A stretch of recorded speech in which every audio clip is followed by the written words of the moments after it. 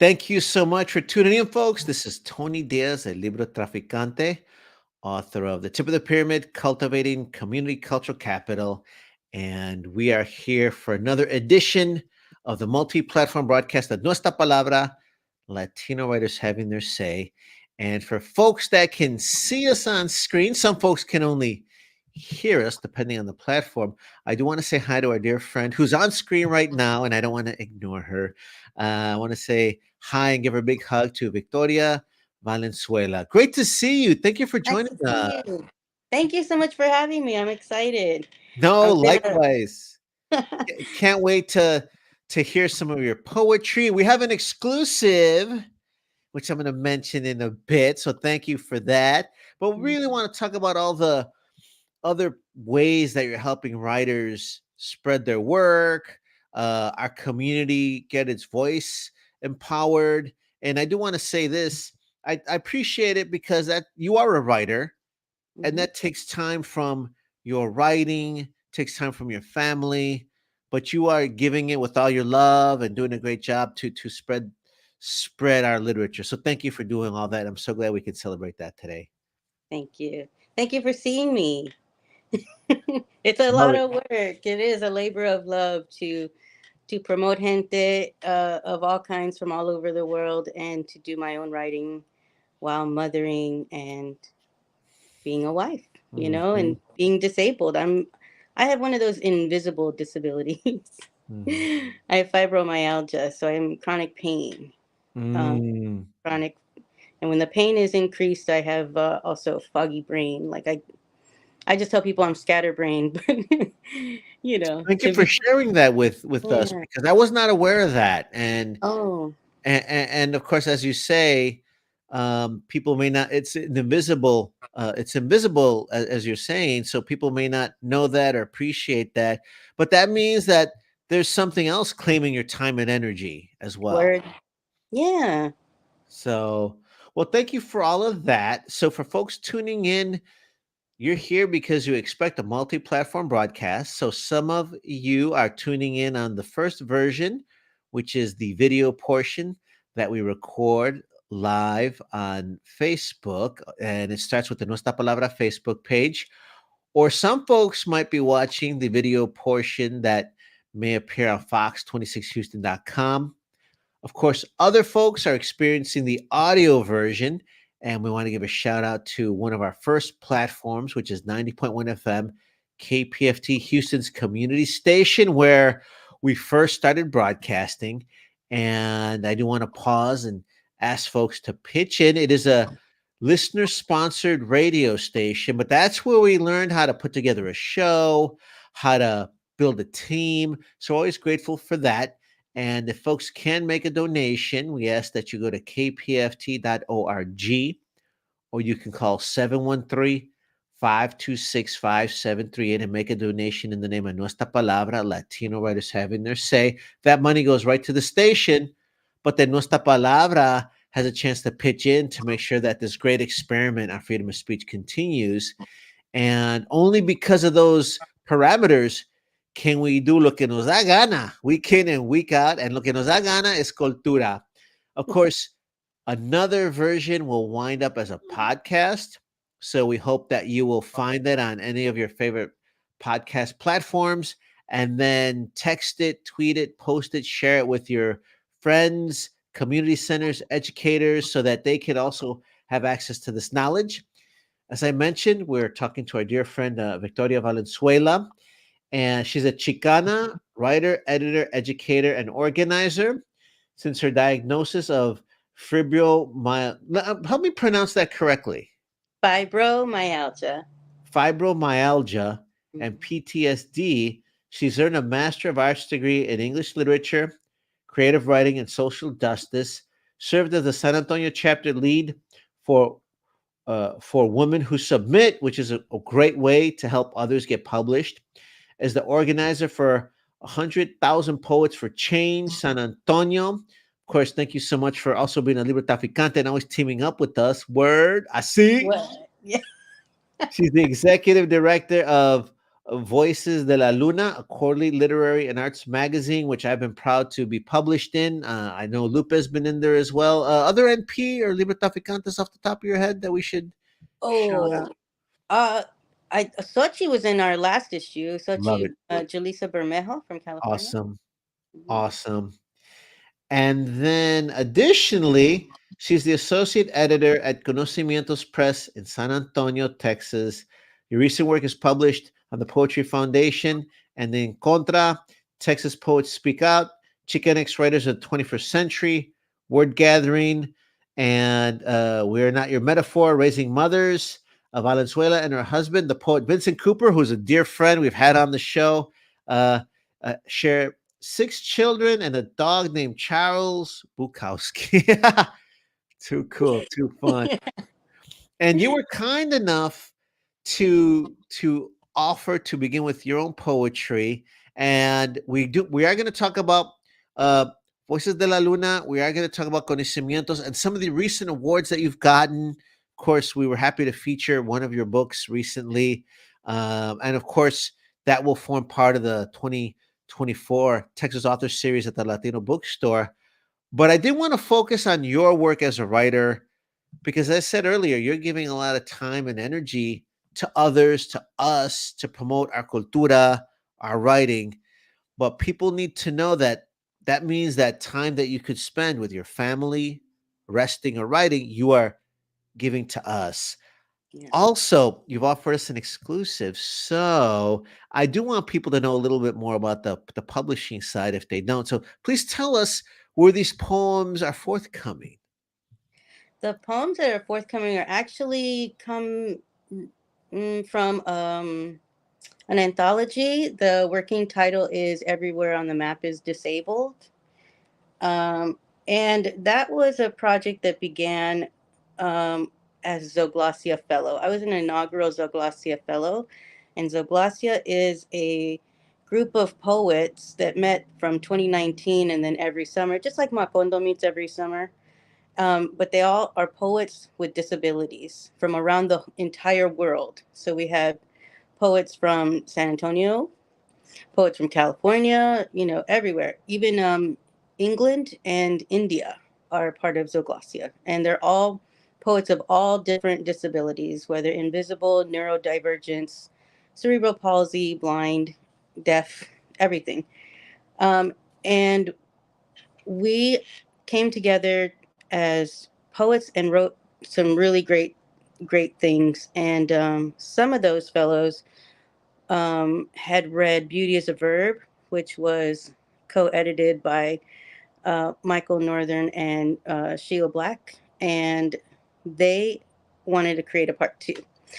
So I submitted these poems, and not only is it poetry, but it's also essay to explain my poems. And um, four of my poems were accepted, and I won't read them all. But let's see. I have one that I opened up in a file for you here. And this poem, should I read it now? Yes, and ladies and gentlemen, with the North American preview from the wonderful upcoming anthology, Victoria Valenzuela joins us reading one of her new poems. The mic is yours. So this poem began as an origin story poem, and it's titled Plutonian, as in a creature from Pluto. Plutonian. Terrans assure me that I was born here. I originate from somewhere in Indiana. Then, for the rest of my life, they called me an Indian. They called me an Indian, or Prieta, or Hoosier, but I was born on Earth, in the middle of America, during the sexiest part of winter. They dug a swirling cryovolcano from the front door of the house to the car that drove us to the hospital. Mama was in labor for me. Daddy was the witness of my black swooping curls. My crowning moment, red and slick, is toothless, a toothless mouth agape from a red birth. Mama said I was late in my delivery, but the truth is much colder than Plutonian snow. The truth is, I was born 3.6 billion miles from the sun. The truth is, my parents have not called now that I've renamed myself Plutonian. The space time tensor between us simply hums. Too cool. And I love too that you've got a very playful approach too, even with the with the title and then the language. You're creating that logic, but then undermining it, but then also kind of expanding what we think of. Tell us a little more about the poem. How long did it take you to write that, and what That inspired it? poem, oh, it was inspired by one of those workshops that I took with, I think with Laura Van Prugen as part of my, she was a visiting professor in my grad studies program at Our Lady of the Lake. And she gave us this great writing prompt. I believe it had something to do with origins. I can't remember. Mm, But so I wrote the poem, the initial poem in that workshop, but then I edited it no less than 5 times. mm, And so to make it become what it is now. And in my writing is a craft, and I write and I rewrite and I polish, I add and I subtract. I don't know if you ever heard that old, I guess, adage where, today I put in a comma, tomorrow maybe I'll take it out again. right. I'm that kind of writer. So yeah, so that story, that poem began as like, my birth story, my origin story. And that is a prompt I like to do with like young people, your origin Mm, story, like superhero stories.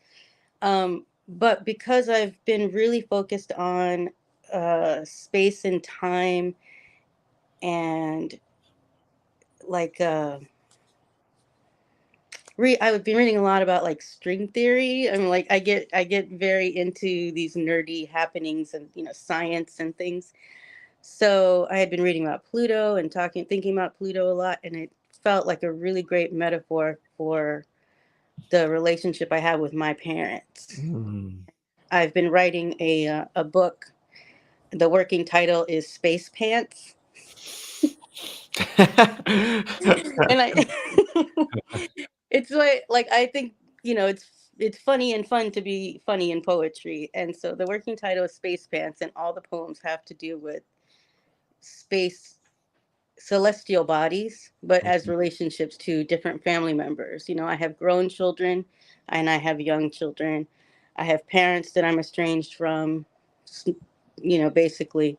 And so I just was feeling like Pluto and they're earthlings. And, I just wrote this poem and then wrote it a few times more. And that's Mm. what it became. Well, and thank you for sharing that because yes, our show wants to promote finished poems, but I also I know some of our viewers and listeners and followers and members also want to know about the craft, like you mentioned, um, the origin of the work, how hard it is to get the perfect words or the best words. And then also about the process, and you've shown us glimpses of that. Well, I do look forward to getting back to some more of your poems, but the unique thing that you bring to the table is that you also are an editor. So you will then go through the submissions and then say, okay, here's the one we're going to include. Can't because you can't include everything. But I think what's wonderful for folks to hear, at least I think, is that okay, you've been on the other side of that, Hmm. and right, and you share that knowledge, but you bring it back. Tell us a little bit about being involved with Voices de la Luna, and then if you'd kindly share a poem from the last issue. I think you're going to tell folks that a future issue is coming out, but tell us a little bit about that side of things. So for Voices of Luna, I'm the executive director, which is a lot of paperwork. I get, I pay the bills and I, I send the emails. But I first got hired as the associate editor there, and as the associate editor, my task is to take the selections made by our poetry editor, our prose editor, and then compile them for the managing editor to put them into layout, right? So I didn't at first have the task of like actually editing the poems. My task was more to be like gather everything so that we don't miss any poems that were selected. And and then the managing editor said that maybe I should select the youth poetry, which we published um, each quarter, one or two youth poets. So I was selecting that poetry.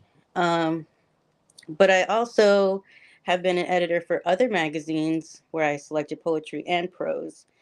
And one of the main things that I say as an editor that I'm looking for is, first and foremost, does it fit my theme? Is it going to speak to what the vision of the entire magazine, anthology, what have you, I'm working on? Is it going to speak to that in a good way? And sometimes people can, send us work that fits the criteria, but doesn't have the kind of timbre of voice that maybe five other pieces already selected do. So that would be in a maybe pile. And it's always yes, no, and maybe. And then what we call the slush pile is that definitely cannot accept these. And it isn't personal. And I know that it's hard not to take it personal to have a piece rejected. It's difficult because you put so much effort into your work. But the entirety of the entity that you are publishing is what the editor is thinking about. So when you send your work, not only have you fully researched where you're sending your work to and read what kind of work they produce, and you know that you fit there, you belong there, um, your first line has to catch. It has to entice. It has to be that timbre of voice that you might think that they are looking for.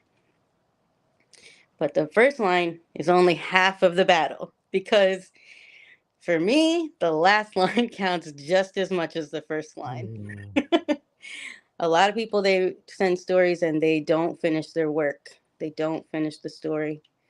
And that's just too bad sometimes. We can't, if we want to accept a piece and it's going along great until you get to the climax of the story, and then it's like, and then the end, it's over, and then they hung up the phone or whatever it was. It's like, oh, where's And my resounding end? and it may be the case that if if you did connect with that piece, it doesn't finish. You may have six other pieces that do, right? So Right. then I think this is a nice reminder to folks that submit that don't build up, knock them out right away, but you still gotta, like you say, finish the job all the way down to the last part, which it's typical to run out of steam, get tired, or lose focus. But you're saying no, it's got to, if it's going to get published, and it's got to have that engagement throughout the whole thing. So those are fantastic, I think, very specific reminders. Um, I don't know if we should talk about the personal part or not, because how about this? Let's delve into it. You're doing the generous love. I'll do the tough love. It's like okay, I'll try and be empathetic. Perhaps being rejected stings, but I've been applying for so long for so many things that my analogy that I have is of boxing, and my wife says I shouldn't use it, but I do. No one likes to be punched in the nose. It's uncomfortable. It may hurt, but if you're going to be a prize fighter, you're going to get punched in the nose. Professional fight, you're going to get punched 200 to 250 times, depending on your weight class, right? So Mhm. part of me is like, get punched in the nose so it doesn't hurt. You got 50 more coming, but only then can you land your knockout prose, your knockout poetry. I don't know. So it's kind of to remind folks that it's not personal. Yeah. I'll be the one that says, but don't make it so precious. Don't make so much rely on one submission. Write a lot and submit a lot. Those are my 2 cents. And any other words of encouragement? I hope I'm being encouraging. I think I'm being encouraging. Any other words of Yeah. encouragement? Well, as women who submit, we applaud women and non-binary friends get together once a month here in San Antonio and in other cities. I'm just this chapter here in San Antonio. I co-chair it with Denise Kano, who's from Long Beach and she's a good friend of mine. Anyhow, one thing that we say to our friends as we're submitting, because that's what we do when we gather, is we're writing together, we're getting feedback from each other, and we're submitting to top tier literary journals. Um, we cheer the rejection letter just as much as we cheer the acceptance letter. Love it. We do, because that means we were seen, right? Our work was read and rejected. Fine. That's just fine. Who are we going to send it to next? If it isn't them, it's somebody else or somebody else until we get it, until we get that acceptance. Or, we might want to, if the feedback offers, sometimes editors are very generous with their feedback and say, maybe you should, enhance here or there. And I find that to be very generous Mhm. because they don't have to. They're very busy. There's 100 pieces on their desk to read. But we rework the work together and make something a little better and submit it again. You know, I've submitted some pieces, like my first chapbook. Uh, I have submitted that chapbook to contests 12 times, maybe. And every poem is published somewhere in the world, but the chapbook as a whole is not yet published.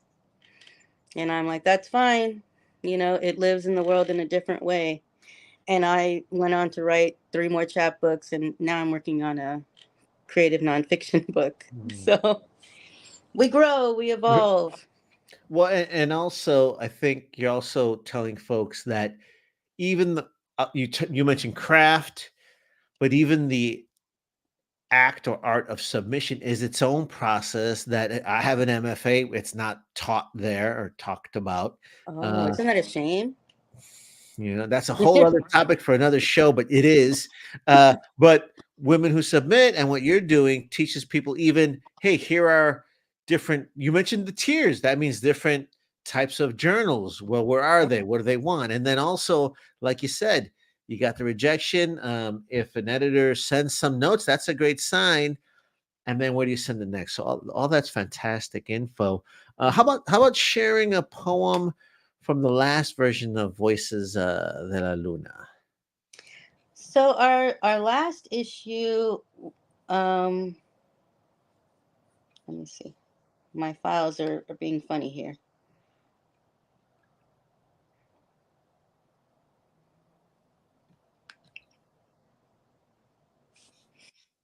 The whole screen went white. Scary. I know. What does That that could be mean? scary. 7 years of work gone. Ah! Okay. Hey, I'm going to tell folks that, hey, if you're just tuning in, we are chatting with our friend, Viktoria Valenzuela. We're talking about how she helps other writers, and we're finding out about her work. And of course, you're experiencing this on the multi platform broadcast of Nuestra Palabra, Latino writers having their say. This is Tony Diaz. Hey, Victoria, did you find it? Yes. And so Oh, I have 2 things to say. Our last issue, because currently we are in a print hiatus, mhm, because we migrated the website from one server, I don't know mhm. what they're called, to another. So, and we're updating our look. We're modernizing, right? And so we're going to take our time to make it really nice. Voices de la Luna, our motto is poetry heals and art is improves the quality of life. Mm. And this magazine was founded by two friends, Dr. Mo Saidi and Dr. James Brandenburg. Dr. James Brandenburg is actually passed away this a year ago now. January he passed.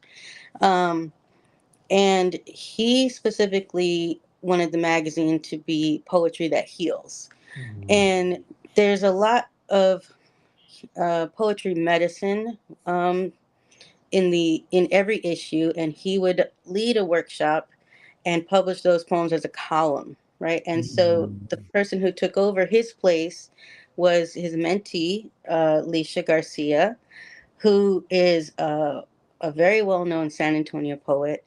And she had, everybody that knew Jim Brandenburg loved him a lot. His poetry was great. He was a very wonderful man. And the first class that she conducted after his passing was a workshop based around a Maya Angelou poem. Mm. And so she submitted her poem titled I Have a Song. And that's the poem I'm going to share with you today. Fantastic. The mic is yours. Thank you. I Have a Song, Leisha Adela Garcia.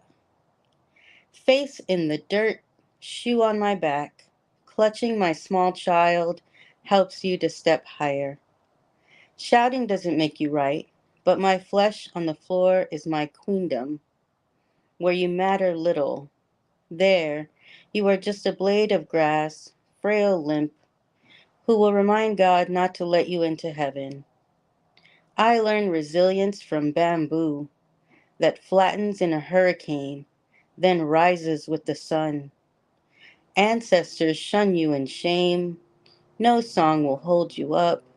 I grasp the candle to your dark essence of crumbled cement. Thank you. That is Victoria Valenzuela reading a poem from the most recent issue of Voices de la Luna. Can you give us the title and the poet one more time? I Have a Song by Alicia Adela Garcia. That's beautiful. Mm-hmm. Beautiful. Very touching. And it carries everything you mentioned: the timbre, the first line, the last line, Mm-hmm. and so much more. That's fantastic. So we do look forward to the new website for Voices Mm-hmm. de la Luna, and then once that is out, we'll pay attention and keep an eye out for the next hard copy edition. Yeah, the website is up and running. I'm still tweaking it a bit because I don't know why, I'm also a webmaster. You're like, I'm going to I'm learn like, everything on Earth. I'm just going to You do are it. AI. You are AI. Yeah.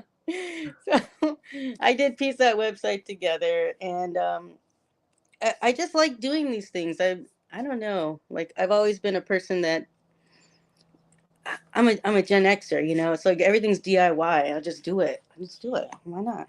Well, and we've taken back the tools of production, and that's what we've had to do as well. Uh, no, fantastic.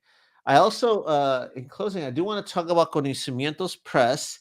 Hmm. We've had the pleasure of having Dr. Josie Mendez Negrete and Veronica Castillo on the show. We're talking about Rooted in Clay. Veronica Castillo, Isu Arte. Yes. Beautiful book. It was great to talk to them. I also got to hang out with Josie at the International Latino Book Awards when Conocimiento cleaned up. They did. Or we did. Congratulations. Yes. Yes, I was so excited about that. The whole thing. I joined Josie in June, very recently. I just Mhm, joined her right as this Maestra Vero's book was coming together. mhm. And I, you know, I love Josie. I'm gonna take you way, way back for a hot second. In 2008, I became a McNair Scholar as an undergrad at State University of New York at Oswego. Mhm. And I was about I was in my 20s, I'll say that. And I had been raised in Oswego, New York, central New York. And I did not I had not been introduced yet to names like Gloria Anzaldúa, right? Mm. So as a McNair scholar, I was like, where are people that look like me in literature? Where are the single mother? I was a single mother at that time. Where are the Chicanas, in Mm. literature? I wasn't finding them, but I was also raised, I mean, that area is like predominantly Caucasian and Black and some Puerto Rican, you know, not very much. No Mexicans really. I was it. Me and my sister, my brother. Wow. Yeah, we were it. And so I wanted to write about the Chicana young mother, single mother voice in literature. And my McNair Scholar uh, mentor, Dr. Patricia Clark, head of the African American Studies, was like, let me ask somebody. And I don't know for sure, but I believe that she asked Helena Viramontes. Dang.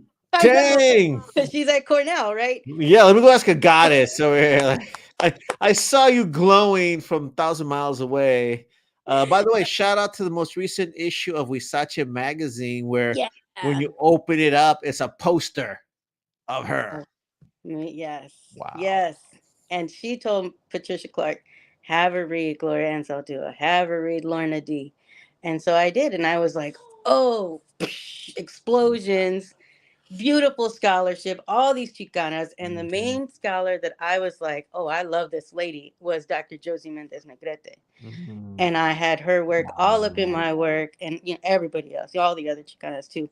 But like when I got to meet Josie, and I moved here in 2011, I met her because Lorna D was in town, and Librotraficante was going on. I think 2011. No, that was 2012. That was the year before.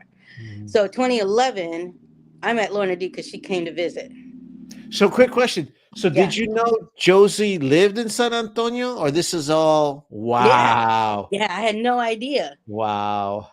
And Lorna D was like, Victoria, and she had read a poem of mine. SB 1070 was happening, and I had written a poem that she published for Poets Against SB 1070. Hmm. And she's like, Victoria, I remember you just moved to San Antonio. I'm going to be speaking. Come see me. And I was like, I'm there. I'm there. Say no more. And Yeah. then Josie shows up with her, and Lorna didn't know who I was from the internet. And she's like, do you know where the bathroom is? And I was like, Lorna, you don't know it's me? Oh, tears. And Josie was like, you need to buy her book. And I was like, that's right. So Lorna invites me to dinner at Josie's. And I was like, oh, wait, you're Wow. Dr. Mendez Negra. That's Oh my God. beautiful. I was at her house. She's like, send me some poetry. I sent her 8 poems. She published 4 of them. Josie is, we should pause her. Josie is just a wonderful person, very unassuming, de la Mhm, comunidad, de la gente, de mucho piel, mucho cariño. She's a lot mhm. of fun. So I can totally see how you're just shooting the breeze with her and not realizing she's like a, mind altering scholar. Wow. And I had a wish before I moved here. I said, I want to be published in Chicana feminist places. Like because I was like, I don't know where my voice is. I don't know who it is. I want to be a Chicana writer, a Chicana Mm, specific. mm, mm. And right before I turned 35, Josie published 4 of my poems in the Malk's Journal, and I was like, I'm Wow. here. I got my wish. She's the first one to publish me in that way. And That's beautiful. I do want to pause because I think maybe when folks hear that you are involved with Conocimientos Press and that you're involved with Voices de la Luna, here you are in this other anthology, they may forget that you too had that inquietud. You too were looking for your mentors. You too were looking for your voice. And I'm so glad that you can share it. And I'm also so glad that we're among our giants. This is a magical era of Chicana writing where you can look up to the writer, y allí están, and they're hanging with you. they're Wow. here. They're right here. Wow. And I'm so blessed, and I'm so thankful. And Josie and I've been friends since that day. Like, just she's been a beautiful friend to me. Mhm. She was part of my wedding. She sang to us at Wow. part of our wedding.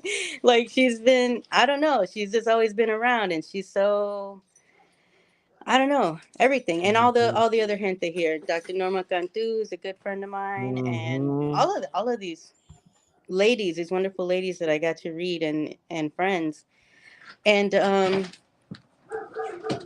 when Josie asked me to join Conocimientos Press, I was elated and like again had that feeling of, "Ay, I'm here, a Chicana press with this chingona Chicana. Oh my God, we're gonna do things!" And Mhm.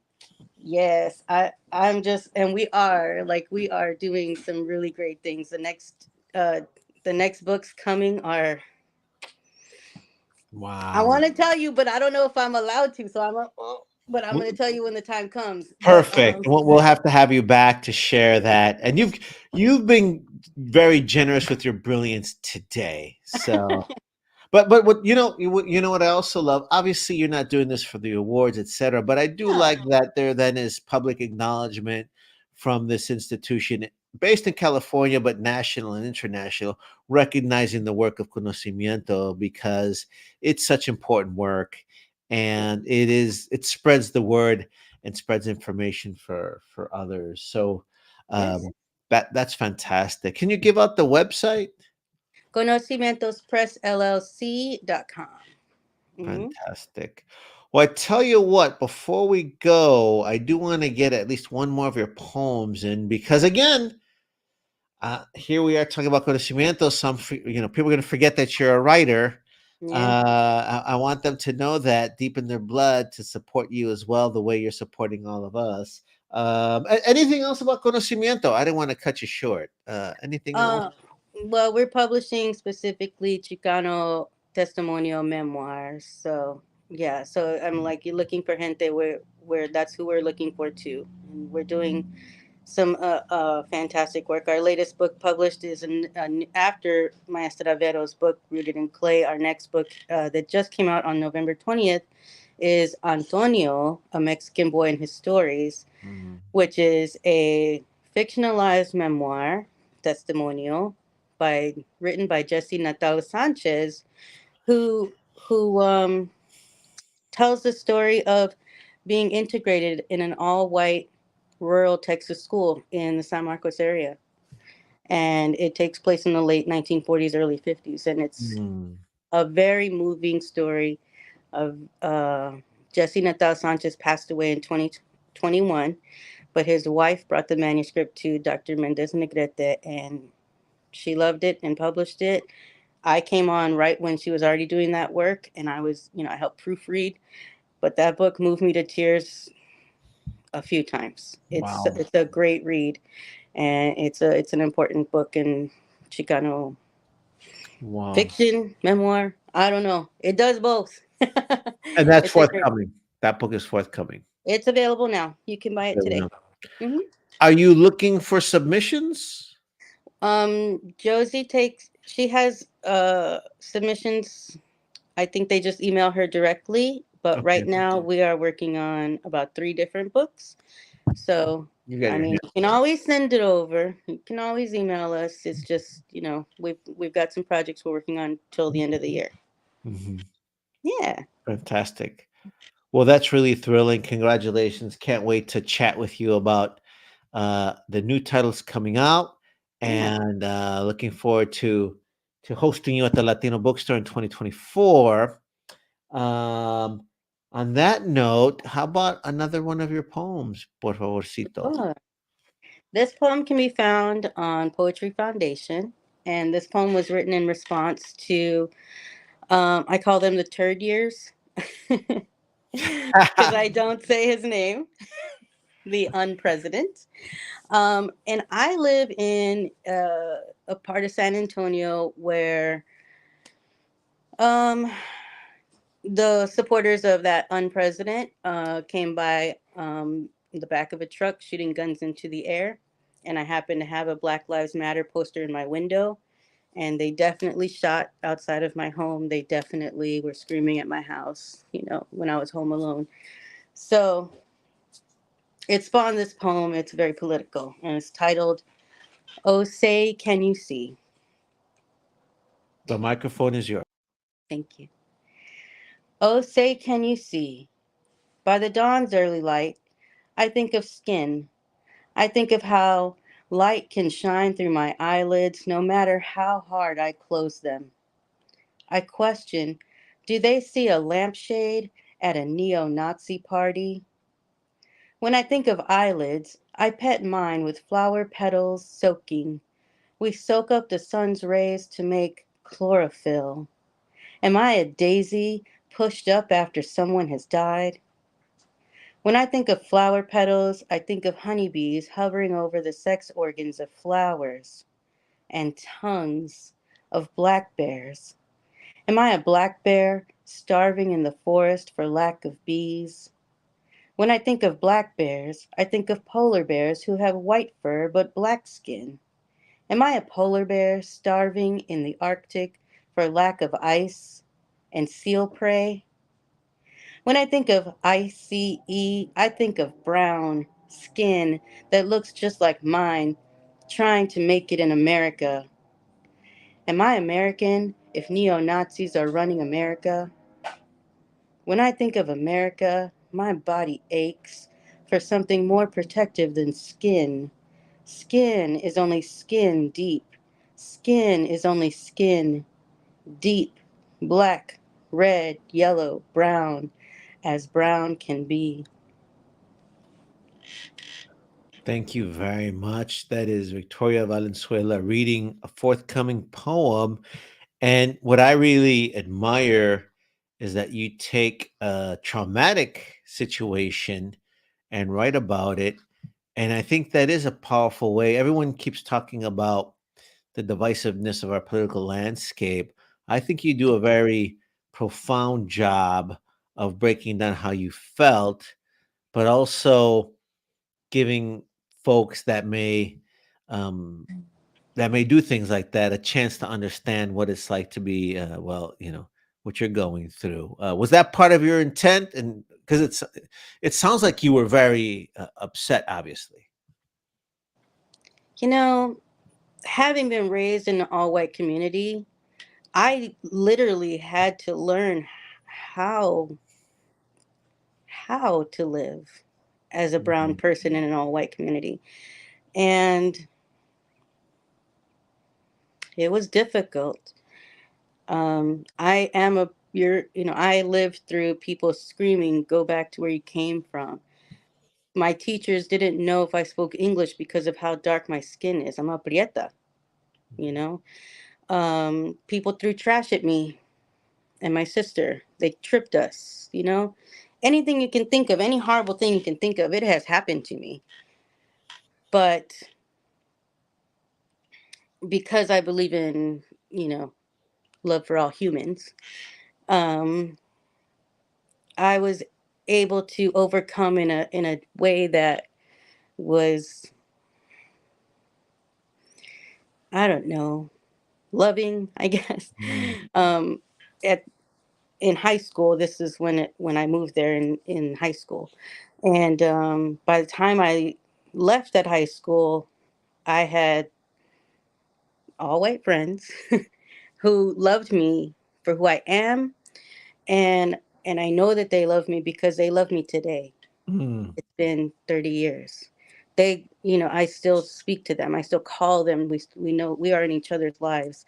And together we created an art community where there was none. This was an Mm. all farm community. I lived on a farm, and it was not unusual for students to drive tractors to our school. It was not unusual for them to have Wow. guns and gun racks in their cars. Um, they would take off the entire hunting season, and if they came to school, they had guns in their trucks. It was really not unusual to have guns on our campus. Um, and there was a moment where one of those people wanted to shoot us, Mhm. but my friends that I created our community with, we created a theater group called Purple Gallery. it we started having variety shows. We started having art shows and poetry readings and live music, and visual art. We created this in our high school, and the Mm, principal was reluctant, but it was because of me and my siblings, my brother and my sister, being who we are, and mm. insisting on making them see something else. Wow. And that our community, it still exists today in that high school. It became a part of the school. It's part of the music department. Purple Gallery still exists. Man, Yeah. another exclusive. Ain't Purple Galley and no other show but ours. I love it. That's what's up. But you know what's so beautiful? There's so many things that are beautiful about that. But you're also explaining why we need literature and writing in the schools. Right now, as you know, there's a big censorship culture that wants to expunge all of this. I think what they fear is that it will cause tension or people don't get it when we're talking about race, history, or culture. But I think it's the opposite because for me, I grew up on the South Side of Chicago, and I was an angry Chicano young man, and it was like, you know what? Through reason or fist, you pick what you want, but obviously I did have this part of me that loved literature, words, etc. So I was reading some of those books, walking through it, and then confronting that anger and saying, where's it coming from? What Yeah. does it mean? Yeah. It And means something. mm-hmm, It does. mm-hmm. It And matters. what happens if we just keep adding to it? Nobody wins. um and you I tell build my bridges. children, Mm-hmm. use your powers for good, not evil. Mhm. And the power is that anger is your fuel to make art.